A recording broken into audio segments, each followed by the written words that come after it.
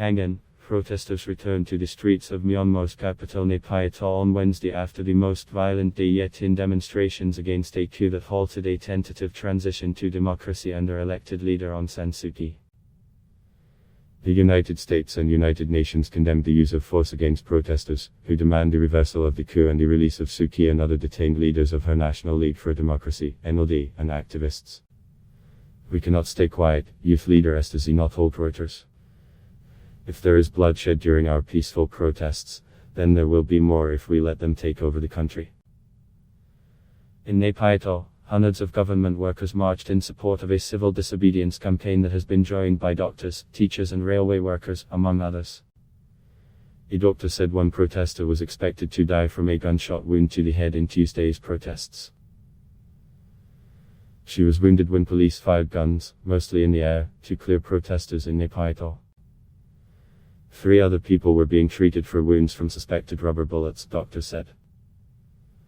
Protesters were also hurt in Mandalay and other cities, where security forces used water cannon as well. State media reported injuries to police during their attempts to disperse protesters, who were accused of throwing stones and bricks. The US State Department said it was reviewing assistance to Myanmar to ensure those responsible for the coup face significant consequences. "We repeat our calls for the military to relinquish power, restore democratically elected government, release those detained and lift all telecommunication restrictions and to refrain from violence," spokesman Ned Price said in Washington. The United Nations called on Myanmar's security forces to respect people's right to protest peacefully. "The use of disproportionate force against demonstrators is unacceptable," Ola Almgren, the union representative in Myanmar, said.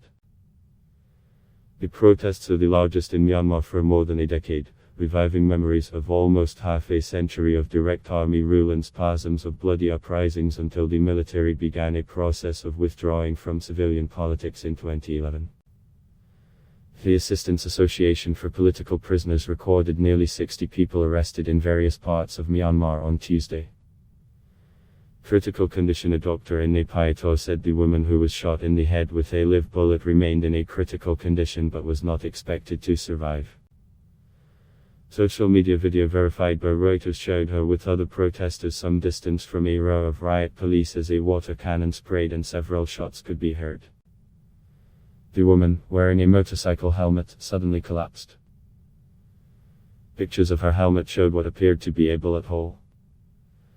Myanmar's army took power citing unsubstantiated allegations of fraud in a November 8 election that Suu Kyi's NLD party won in a landslide.